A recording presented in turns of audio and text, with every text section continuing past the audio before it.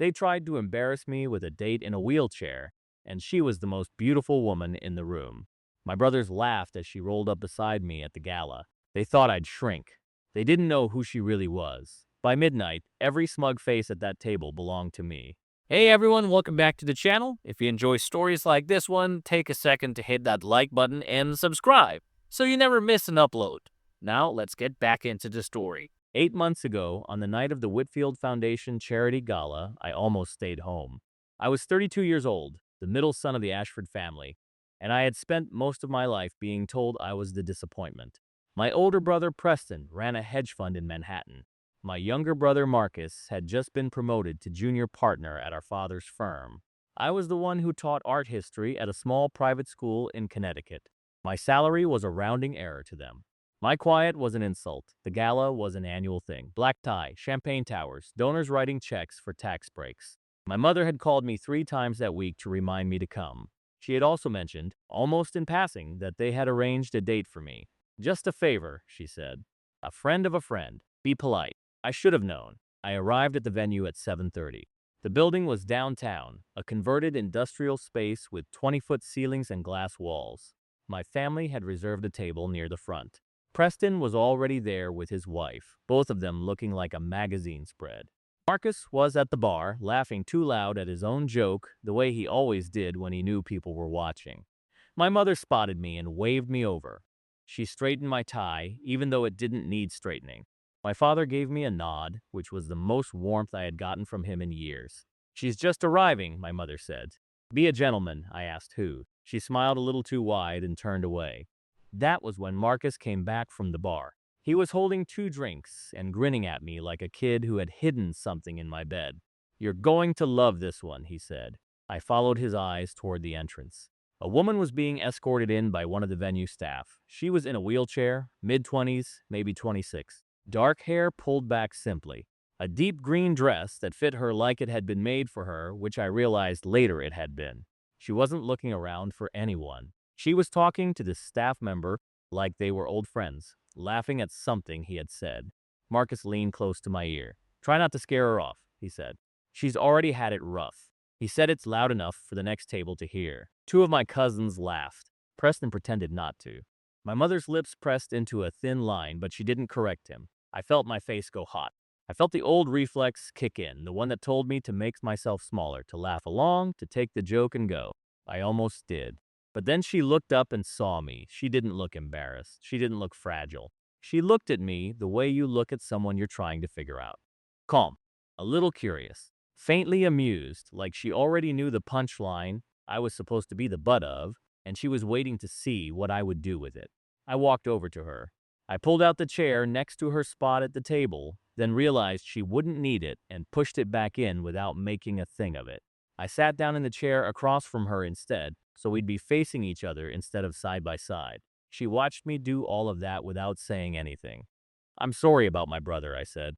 "He thinks he's funny," she said.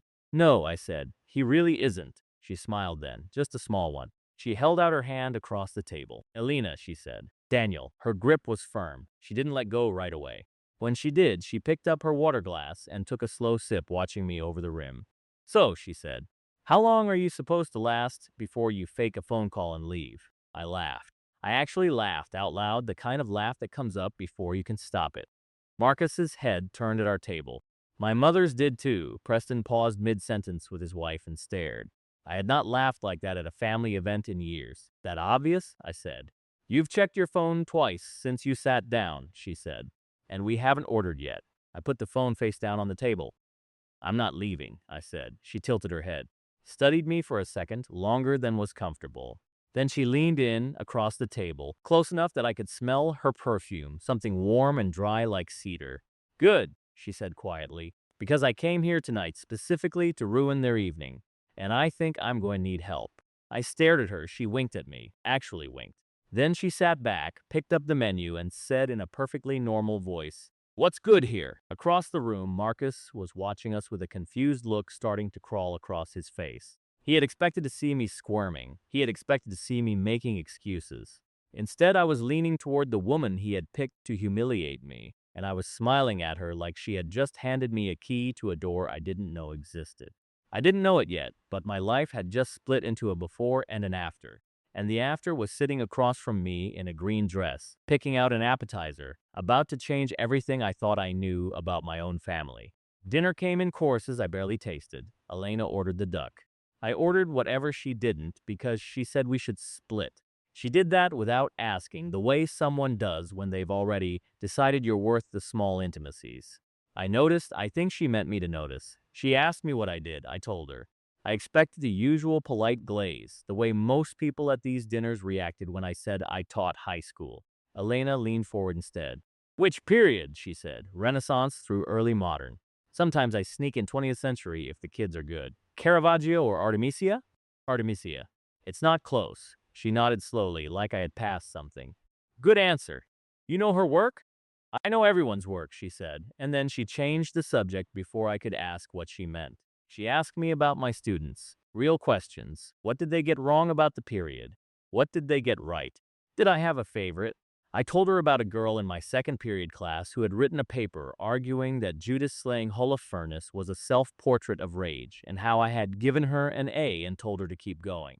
Elena listened to all of it with her chin in her hand. No one in my family had ever asked me about my students. Not once in 9 years. I asked her what she did. She said she was a painter. I asked if she sold her work. She said sometimes. I asked where. She smiled and said, around. I let it go. I figured she was being modest. Halfway through the entree, Marcus made his move. He walked over with a fresh drink in his hand, and that look on his face I had known my entire life, the one that meant he was about to do something cruel and call it a joke. He put a hand on the back of my chair like we were old friends. Daniel, he said, aren't you going to introduce me? Elena, this is my brother Marcus, I said. Marcus, Elena? Marcus held out his hand. Elena looked at it for a beat. Then she took it briefly and let it go. I've heard so much about you, she said. Have you? Marcus grinned. Anything good? No, he laughed. He thought she was flirting. He pulled an empty chair from the sex table and sat down without being asked. He looked at Elena's wheelchair, then at me, then back at her. So how did this happen? He said. The setup, I mean. Daniel doesn't usually go for, you know. For? Elena said. Marcus waved his hand vaguely. Adventurous types. She set her fork down. She did it slowly, the way you do when you want someone to watch you do it. Marcus, she said, I want to make sure I understand. You arranged this date for your brother as a joke. You assumed I would be embarrassing to him because I use a wheelchair. You're now sitting at our table uninvited to see if the joke is landing. Is that right? Marcus's grin froze in place. That's not. Because if that's the joke, she said, I think you should know it's not landing for the reason you wanted. It's landing because everyone within earshot is starting to realize what kind of man you are. She said it at a normal speaking volume. She did not raise her voice. She did not lean forward. She didn't have to. Two of my cousins at the next table had gone quiet. A board member my father had been schmoozing all night was staring at Marcus over his wine glass. Marcus opened his mouth, closed it, stood up too fast, and knocked the chair back a few inches. Enjoy your dinner, he said, and walked away. Elena picked her fork back up. She cut a piece of duck and ate it. She did not look at me for a few seconds, and I realized she was giving me time to react however I needed to react. I said, that was the most satisfying thing I've ever seen. He's been getting away with it for too long. How did you know? She finally looked up. That this was a setup. I just figured it out 15 minutes ago, and I'm the one it was done to. She thought about her answer for a moment. A friend of mine overheard him at a bar, she said. A few weeks ago, he was bragging about it, about finding the saddest woman he could to send you. My friend told me. And you came anyway. I came because I wanted to see who you were, she said. If you were like him, I was going to leave after 20 minutes and bill him for my driver. If you weren't, I was going to stay. And, she smiled, the real one this time, not the small, careful one. I'm still here. The rest of dinner went by in a blur. She told me about a painting she was working on. I told her about a trip I had taken alone to Florence 2 summers ago because I couldn't bring myself to take it with anyone in my family. She didn't ask why. She didn't have to. When the dessert plates were cleared, I walked her out. Her driver was already at the curb, a black SUV with a ramp. She let me push the chair the few feet from the door, but only after she asked if I wanted to. At the car, she turned to look up at me. Daniel, she said, I would like to see you again, but only if you promise to never treat me like I'm fragile. I promise. Good. She gave me her number. I watched her car pull away. I stood on the sidewalk for a long before I could move. Hey guys, quick pause here. If you're enjoying the story so far, do me a favor and drop a like. And if you're new around here, hit that subscribe button so you can catch the rest. All right, back to it. I texted her the next morning. I had told myself I would wait 2 days. I made it to 10 in the morning. She wrote back inside a minute. She asked if I liked old bookstores. I said yes. She sent me an address in Brooklyn and a time, 4 in the afternoon that Saturday. The place was tucked between a tailor and a coffee shop. 3 narrow floors connected by a small elevator she had clearly used before, because the owner waved at her when she came in. I had gotten there 20 minutes early because I didn't trust the train. She rolled in at 4 exactly, holding a paper cup of coffee in one hand and steering with the other. "You're early," she said. I didn't want to be late. That's not the same thing. We spent 2 hours in that bookstore. She pulled out a 1962 monograph on Rothko and quizzed me on the plates. I pulled down an early edition of a Calvino I had been looking for and showed it to her. She bought it for me before I could stop her. I tried to argue. She said, "Daniel, don't be weird about it." I let it go. We had coffee after, then dinner. Then she let me walk her to her car, the same SUV with the same driver, and she said, "Next weekend." That was the rhythm of the next month. A rooftop bar in Tribeca she had scouted ahead of time because she knew it had a ramp around the back. A small jazz club in the West Village where the owner moved a table for us without being asked, because Elena had texted him in advance. A museum after hours one Tuesday, because she knew a curator who owed her a favor and let us walk the galleries alone for an hour after closing. I learned things about her in pieces. She was 26. She had been 24 when she stopped walking. The accident was a car, not hers, on a state highway in upstate New York. She did not give me the details right away. She said she would tell me when she felt like telling me, and I said okay. She painted every day. She had 2 cats, both rescues, both fat. She drank black coffee in the morning and red wine at night, and almost nothing in between. She had a younger sister in Chicago who called her every Sunday. Her parents were both gone. Her father had died when she was 19 and her mother the year after the accident. She told me about her mother on the 5th date, in her car on the way back from the museum, with her face turned toward the window so I couldn't see it. I didn't say anything for a long time after she finished. Then I reached over and put my hand on top of hers on the armrest between us. She turned her hand over and laced her fingers through mine, and we rode like that the rest of the way. That was the first time I touched her on purpose. She walked me up to my building that night, or rolled with me up to it, and at the door she said, "I'm not going to invite you up yet." "Okay, I want to. I'm telling you that so you know." "Okay." She tilted her head up. I leaned down and kissed the corner of her mouth. Not the center, the corner.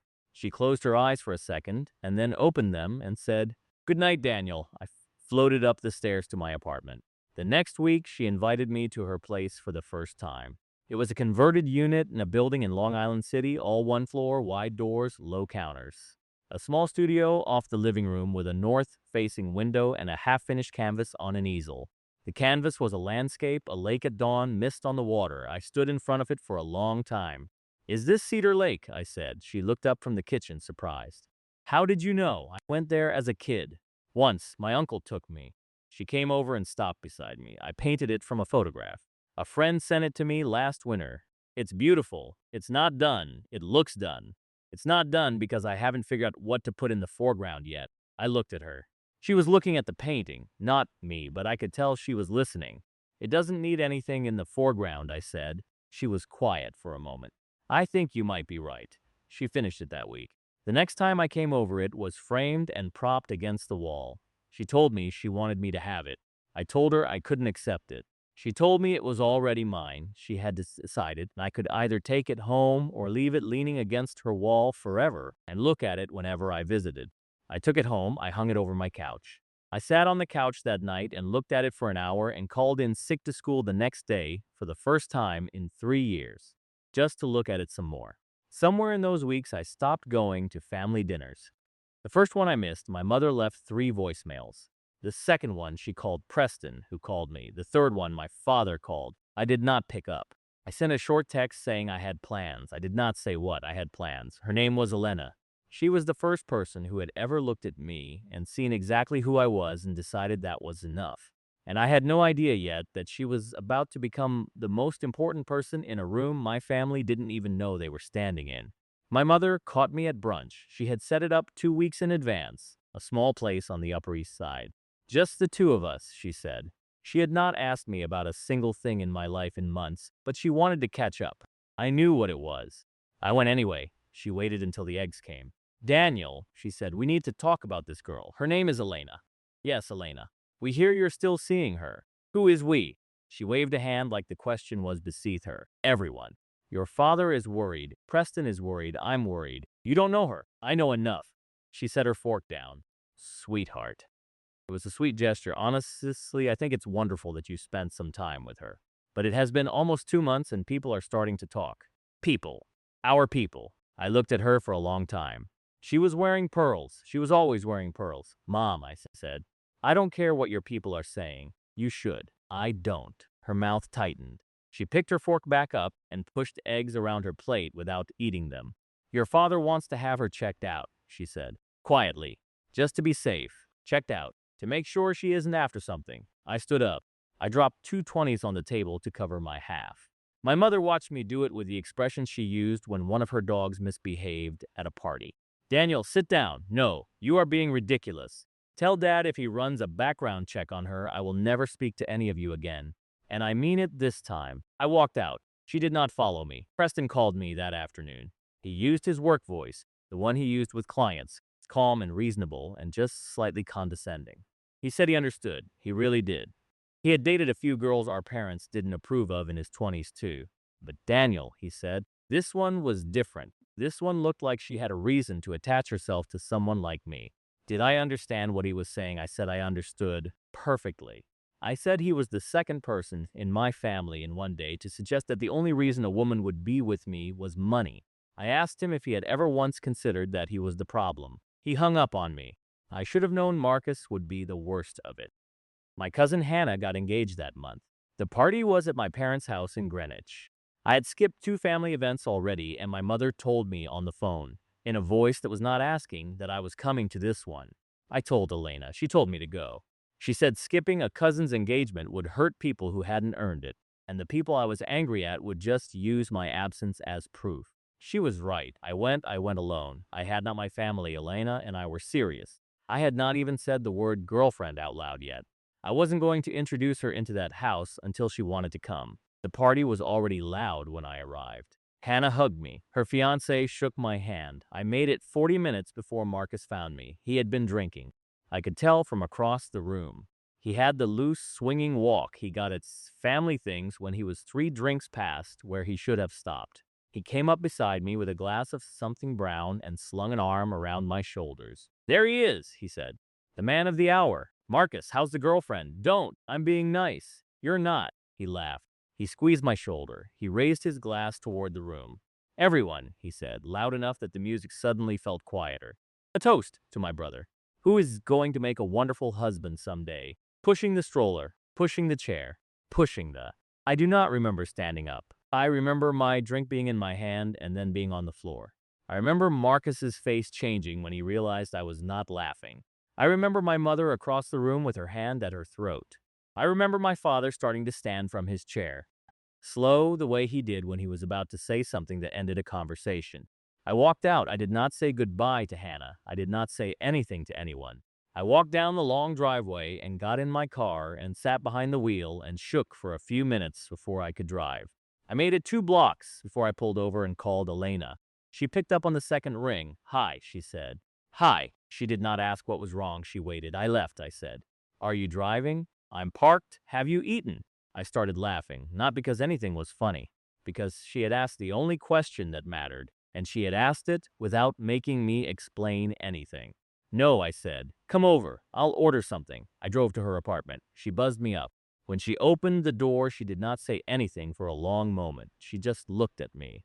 Then she reached up, and I leaned down, and she pulled me into a hug, my face against her shoulder, her hand on the back of my neck. We did not say anything for a long time. The takeout came. We ate it on the floor of her living room. She did not ask what had happened. Around midnight, she said, Stay. I stayed. I slept on her couch. She had offered the guest room. I had said the couch was fine. She had looked at me for a beat, nodded, and rolled to her room. In the morning, she made coffee, and we ate toast at her kitchen counter, and she did not bring up the night before. She let me sit with it. I appreciated that more than I could tell her. Around 10, she set her cup down. Come with me somewhere today, she said. Where? My studio. I've seen your studio. You've seen the one in my apartment. That's not my studio. That's where I keep the paintings I'm working on at home. I put my coffee down. There's another one. There's another one. We drove there together. Her driver took us, the same SUV with the ramp, but this time Elena gave the address herself instead of the driver knowing it. It was a converted warehouse in Bushwick, 3 stories, brick with a freight elevator on the side. She had a key fob for the gate. The guard at the front desk inside stood up when she rolled in. Miss Vance, he said. Good morning. Morning, Eddie. I followed her into the elevator. She did not say anything. She watched my face. The doors opened on the second floor. It was an open space the size of half a city block, north-facing windows along one whole wall. Canvases stacked 3 deep against the other walls, some of them 8 feet tall. A long table down the middle covered in paint tubes and brushes and stained rags. 2 assistants in aprons looking at a clipboard near a packing crate. Another assistant at a laptop in the corner. A third on a ladder adjusting a track light. The walls between the windows were covered in framed magazine spreads. New York Magazine, Art Forum. The cover of a thick book I recognized because I had assigned a chapter from it to my seniors last spring. The book was called The New Figurative. The cover was a painting. The painting was signed Vance in the bottom corner. I stood there for what felt like a long time. Elena, I said. Daniel, you're Elena Vance. Yes. Elena Vance, the painter. Yes, I taught your work this year. I taught a chapter on you this year, in April. I know, she said. You told me. About the girl who wrote about Artemisia. You didn't mention the chapter, but I figured it out from the textbook you mentioned. There's only one. I sat down on a stool by the table. One of the assistants glanced over, then looked back at her clipboard, used to people coming in here and needing a minute. Why didn't you tell me? I said. She rolled closer. She stopped a few feet from the stool, close enough that I could see her face clearly, far enough that I had room to be wherever I needed to be. Because the first time I met you, your brother had paid for me to be there as a joke, she said. And I needed to know if you were going to be a man I could trust before I told you anything about myself. The painter part is the smallest part. There's more. This building, the one we're in right now. I own it. Okay, I also own the building where the Whitfield Foundation holds its gala every year. They rent it from a holding company. I am the holding company. I stared at her. So when I walked into that gala, I said slowly, you were the landlord, yes, and my family didn't know. No, does anyone know? My gallerist. My lawyer, my sister, my accountant. Now you. I sat with that for a minute. The assistant at the laptop was on a phone call now in a low voice, something about a flight to Basel. Light came in through the north windows and lit up the dust in the air. Elena watched me and did not push. Why are you telling me now? I said. Because last night you walked out on your family for me. And I do not want you to find this out from a magazine. I wouldn't have found this out from a magazine. I don't read those magazines. You taught my chapter. Fair. She smiled a little. So did I.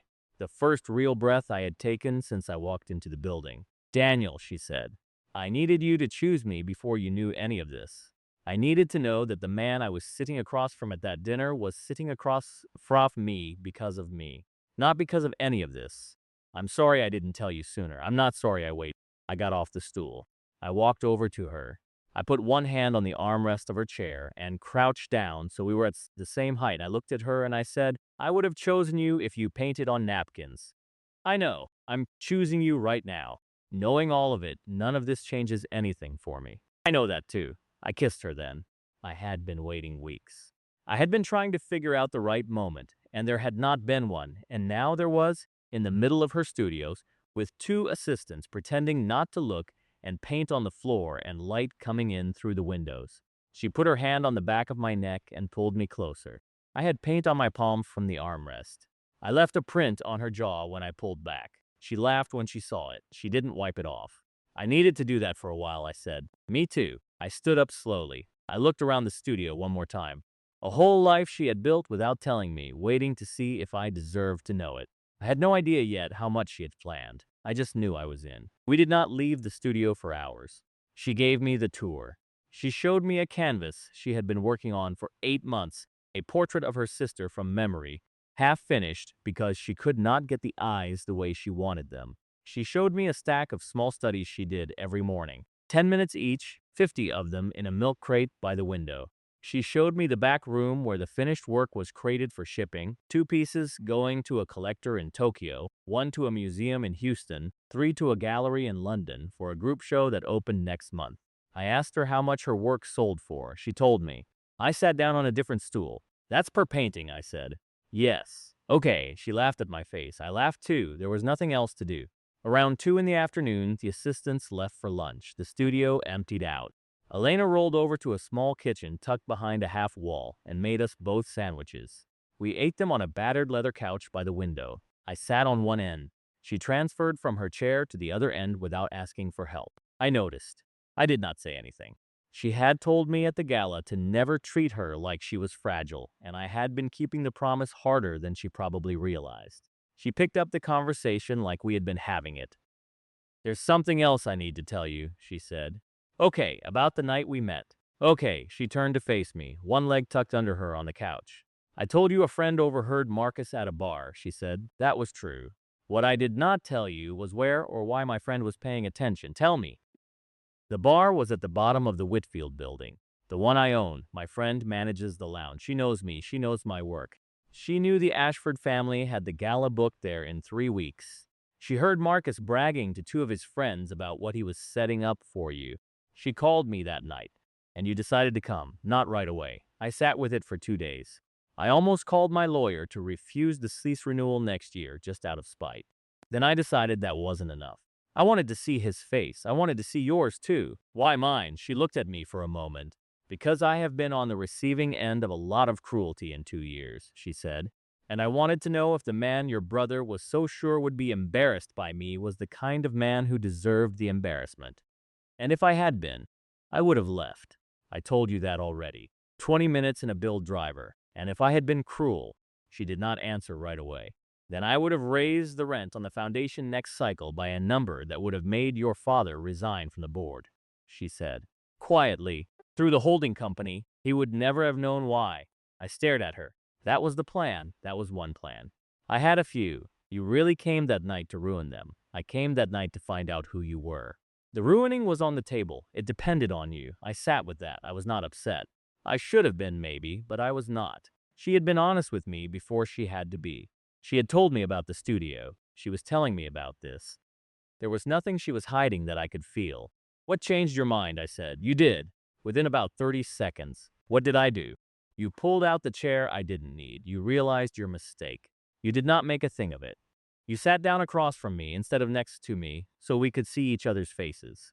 You apologized for your brother without making the apology about you. You laughed at my first joke. She paused. And you looked at me like I was a person. Not a wheelchair, not a charity, not a problem to solve.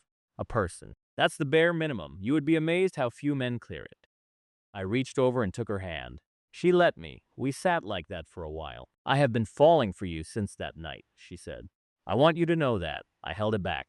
I do not hold it back anymore. I have been ruined for anyone else since you whispered that joke at dinner. Good, good.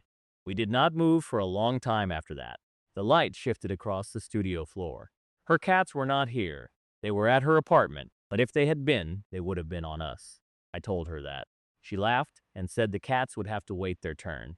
Around 6, she said, stay tonight, the guest room. Or wherever. Just stay. I stayed. I slept in the guest room. She slept in her room. In the morning, I woke up first, and Sue made the coffee the way she had made for me the morning after the engagement party. When she rolled out of her bedroom in pajamas, hair down, no makeup, she looked at the mug in my hand and at the second one waiting for her on the counter, and she stopped in the doorway. You learned where I keep the beans, she said. I asked yesterday. You asked yesterday because you thought you would be staying over. I asked yesterday because I thought I might want to make you coffee one morning. She rolled the rest of the way into the kitchen, took the cup from my hand, and said, sit down. I want to talk to you about your family. I sat down at the counter. Elena rolled to the other side of it and faced me. She wrapped both hands around her mug. She did not start right away. She was thinking about how to say it. The Whitfield Foundation has its annual board meeting in 11 days, she said. Okay, it's in the building I own. Same building as the gala, different floor, smaller room. Just the board, the major donors, the foundation director, and a few outside parties with business to conduct. Your father chairs the board. I know. What you do not know is that I have a standing invitation to that meeting. As the landlord, I have never used it. The director sends me a calendar hold every year out of courtesy. I always decline. You're thinking about going. I have to go this year. There's a lease renegotiation on the agenda. I have been planning to handle it through my lawyer. I changed my mind last week because of me. No, she said. Because of me. The lease language they want is bad for the building. I should have been at this meeting for the last 3 years. I let my lawyer handle it because I did not want to walk into a room of men in suits and be the woman in the chair they all stared at. That was my problem. I am done with it. I waited. You can come with me, she said. I want you to. But I want you to know what you're agreeing to before you say yes. Tell me. Your father is going to be at the head of the table. Preston is going to be there. He's on the donor committee. Marcus will not be there. He's not senior enough, she paused. When I roll in next to you, your father is going to do the math on what you've been doing the last 2 months, and he is going to do it in front of the board. I do not know how he is going to react. Neither do you. It could be ugly. I'm coming. Wait. I'm coming, Elena. Wait, Daniel. There's more. I closed my mouth. After the meeting, your family will know who I am, she said. Within a week, every person in your parents' circle will know who I am. The phone calls will start. Your mother will call you, your father will call you, Preston will call you. They will not call to apologize. They will call to reposition. Your father will start treating me like an asset he wants to protect. Your mother will start treating you like a son she always believed in. Preston will start trying to be my friend. Marcus will get quiet for a few weeks, and then he will try to get back in too. Probably through you, probably with an apology that is also a request. I know what they are. I know you know. I am telling you so you can decide how you want to handle it before they make you decide in the moment. I sat with my coffee. I looked at her. She was waiting, watching me, not pushing. I need to do some things first, I said. Like what? I want my trust paperwork in front of a lawyer who is not my father's. I want to know what I actually have and what I can walk away from. I have been ignoring a job offer from a friend of mine in Boston for a year because I was scared of what my parents would say. I want to call him back. I want to know if I have a life that exists outside of my last name before we walk into that room. I do not want my father to think any of this is leverage. She was quiet for a long moment. Daniel, she said. Yes, that is the most adult thing I have ever heard you say. That is a low bar. It is not. Most men in your position would have skipped that and gone straight to the meeting. I called my friend Tom that afternoon. He had emailed me in February about a job at the school in Brookline where he was now the head of the upper school.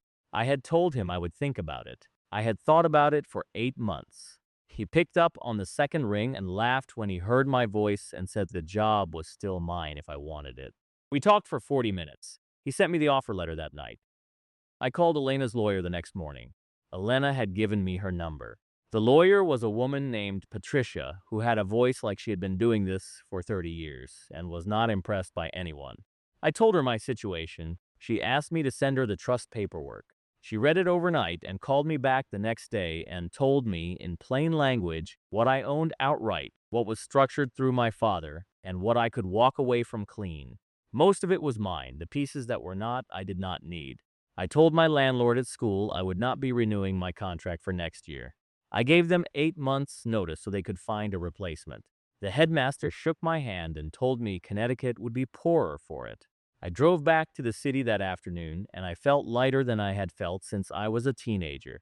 The night before the board meeting, I went to Elena's apartment. She had made dinner. We ate at her kitchen counter.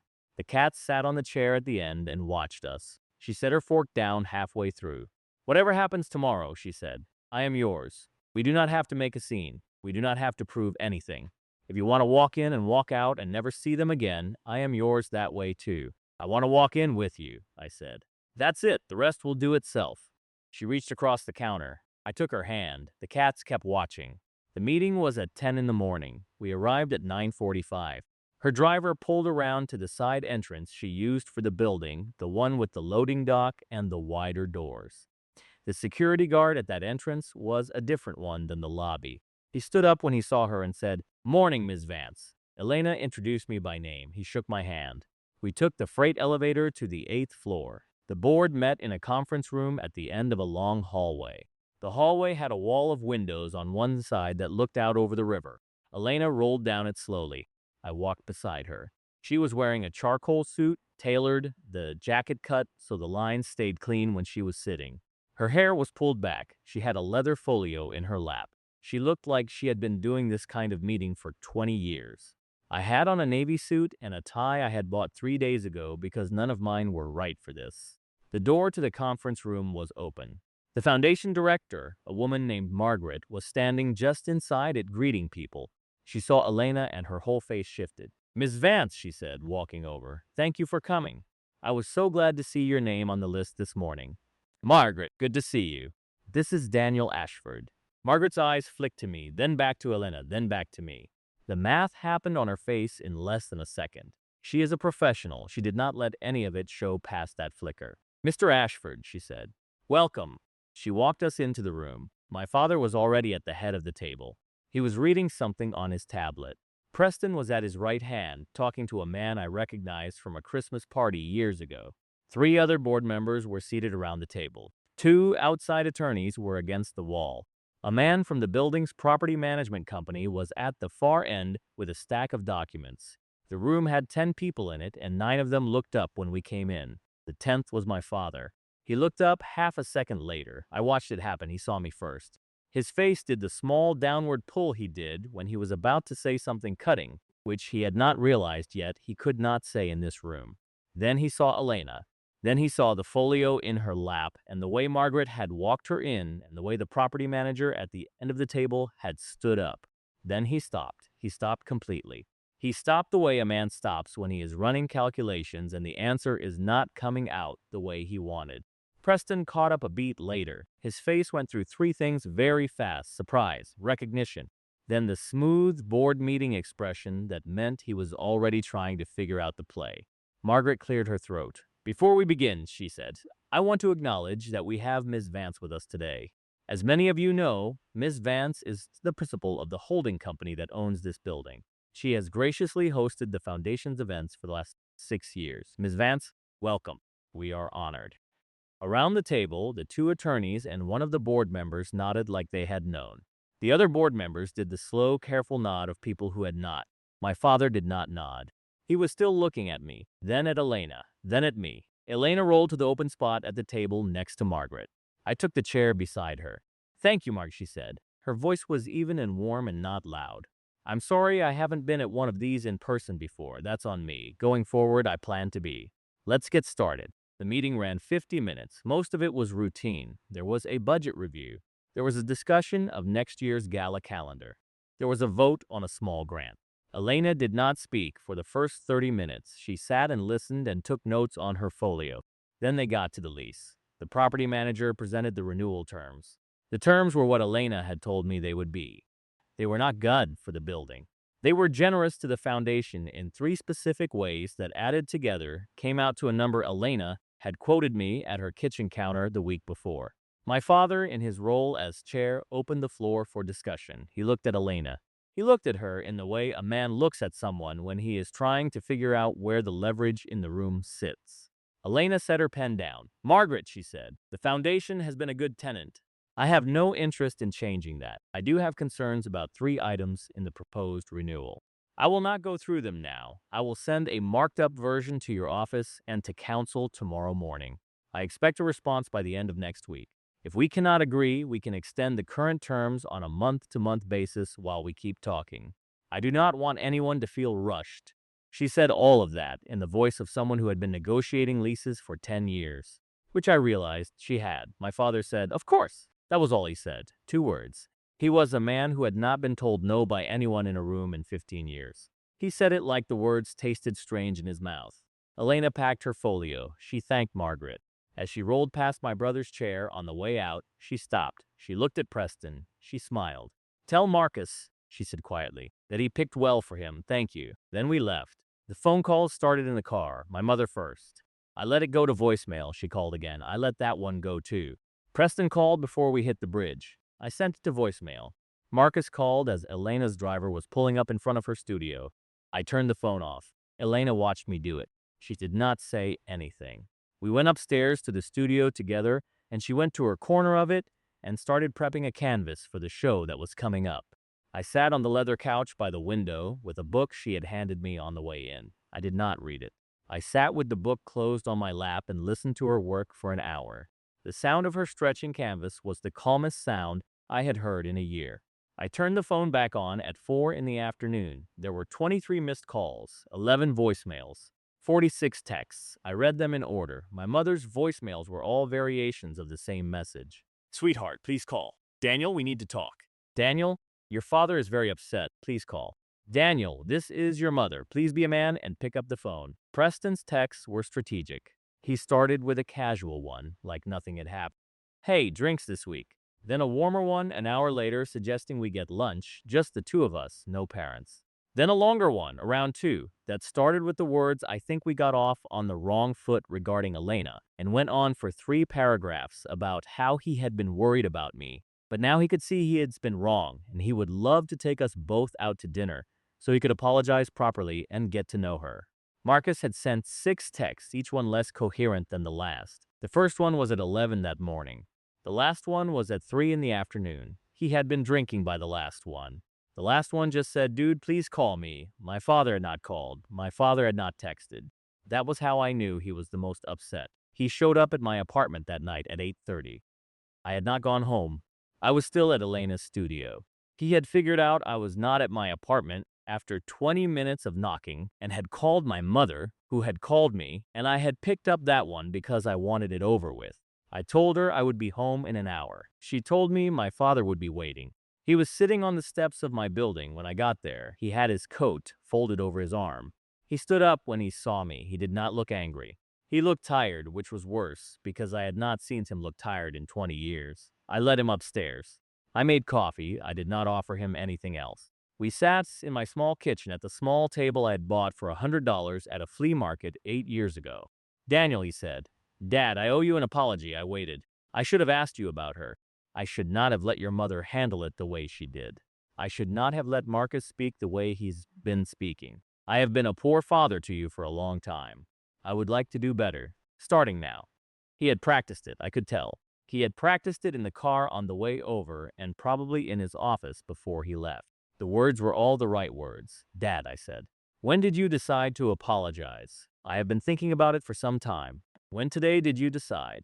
What hour? He did not answer. You decided after the board meeting, I said. You decided after you watched Elena run that meeting. You decided after you realized who she is. You did not decide before. That is not fair. It is exactly fair. He looked at his coffee. He had not touched it. I came here, he said carefully, because I am worried about how this family's showings will look from the outside side if we do not repair things quickly. The Vance name is significant. You know this. People in our circle will be talking. We need to present a united front. I am willing to make that easier. I am willing to be the first one to take step. There it was. The real thing under the practiced words. He had not come to apologize. He had come to negotiate. He was treating me the way he treated everyone else now that he had figured out there was something he wanted. I pulled an envelope out of my jacket. I set it on the table between us. He looked at it. What is that? He said. The trust paperwork, the portion that runs through you. I had Patricia review it. I am declining it. I have already signed the documents. My copy goes back to her in the morning. Yours is in there. His face changed. Daniel, he said, do not be stupid. I am not being stupid. You do not understand what you are walking away from. I understand exactly what I am walking away from. I have been walking away from it slowly for 2 months. This is the last piece. He stared at the envelope. This is about her, he said. No, I said, it is about you. She is just the reason I finally noticed. I walked him to the door. He stopped in the hallway. He turned and looked at me, and for a second I thought he might say something real. He did not. He nodded once and left. I called Elena. She answered on the first ring. I told her it was done. Come back, she said. I went back. The show opened on a Thursday in October. 6 months had passed since the board meeting. I had moved out of my apartment in Connecticut in August. I had taken the job in Brookline and put most of my things in storage. And then, 2 weeks before the school year started, Elena had asked me on the phone if I was planning to keep the storage unit forever or if I wanted to put my books on a shelf somewhere. I had asked what shelf. She had said any of mine. I gave my notice on the storage unit the next day. I lived with her now. We had set rules in the first month, small ones, the kind you sets when you are figuring out how 2 people fit in one space. She had her studio mornings. I had my evenings to grade papers. The cats had decided I was acceptable around week 3. I commuted to Boston 3 days a week and worked from her apartment the other 2. We had a system. The system worked. The show was at a gallery in Chelsea. Elena's gallerist had been planning it for 2 years. 41 pieces. The largest solo show of her career. The opening was invitation only. I helped her get ready that afternoon. Not because she needed help. Because I wanted to be in the room with her while she put on her earrings and chose between two pairs of shoes she would not be standing in. She picked the simpler pair. She always did. She was wearing a deep red dress that I had watched her try on 3 times in 3 different fittings. Her hair was down. She looked at herself in the mirror for a long time. "You look beautiful," I said. "You always say that. It is always true." She rolled out of the bedroom. I followed. The driver was waiting downstairs. The gallery was already half full when we arrived. The gallerist met us at the door. She kissed Elena on both cheeks and shook my hand and walked us in. I had been to the space twice during install. It looked different now, with people in it and the light sets and the catering tables in the corners. Elena took the room slowly. She stopped at every piece. She talked to collectors and critics and one of her assistants who had brought her mother. She introduced me to all of them, not as her boyfriend. "By Daniel Ashford. This is Daniel." She let people draw their own conclusions. Most of them already had. I saw my family at 7:15. They came in through the main door together. My mother first, my father a step behind, Preston with his wife, Marcus alone, looking smaller than I remembered him. They had gotten tickets through a donor. The gallerist had told us they were on the list. Elena had said, "Let them come." She had said it without any heat in it, the way she said most things now they saw me. My mother lifted a hand. I did not lift one back. I did not turn away. I just looked at them and kept doing what I was doing, which was standing next to Elena while she talked to a curator from a museum in Philadelphia. They stayed near the back. They did not approach us. That was the new rule. Elena had said it without ever stating it. They could come. They could see. They could not insert themselves. At 8 o'clock, the gallerist tapped a glass. Elena rolled to the center of the room. She thanked her gallerists by name. She thanked her assistants by name, all 4 of them, including the one who had just started in August. She thanked the collectors who had supported her work for the last 5 years. She thanked her sister who was in Chicago and watching the live stream, and she thanked the cats, which got a laugh from the room. Then she stopped. She looked across the room at me. "And I want to thank the man," she said, "who pulled out my chair when he was supposed to be running for the door." The room turned. I had not known she was going to say that. I had not known she was going to say anything about me at all. I felt my face go hot. I did not look away from her. She smiled at me from the center of the room, in her red dress, with her hair down, and she held my eyes for a long beat before she turned back to the gallerist and handed the microphone off. The room turned back. A few people clapped. The gallerist said something I did not hear. Across the room, my mother had a hand at her mouth. Marcus was looking at the floor. My father was looking at me. He was looking at me the way a man looks at something he has lost. I did not look back at him long enough for it to count. We stayed at the gallery until 11. Went back to her studio after, not the apartment, the studio. She wanted to look at one of the pieces under different light, she said. It was the truth. It was also not the only reason. We had ended up at her studio late at night a lot in the last 6 months. It was where things slowed down. I sat on the leather couch by the window. She rolled over to one of the unsold pieces near the back wall. She had put a corner of it on the catalog. The corner had a shadow in it. The shadow was the rough shape of a man standing just outside the frame. She had told me about it the week before. She had said every show from now on would have one, just a shadow, just enough that I would know. I sat on the couch and looked at her, looking at the painting. She looked at it for a long time. "Did you ever think you would end up here?" she said without turning around. "No," I said. Then I said, "I think I was waiting for you. I just didn't know your name yet." She turned around then. She rolled over to the couch. She transferred onto it next to me, and she leaned against my shoulder, and we sat there in the quiet of her studio, with the lights low and the city outside the window. They tried to embarrass me with a date in a wheelchair. They handed me my entire life. And that's the end of the story. If you enjoyed this one, please like and subscribe to the channel. It really helps us a lot. Let me know in the comments what you thought, and I'll see you in the next video.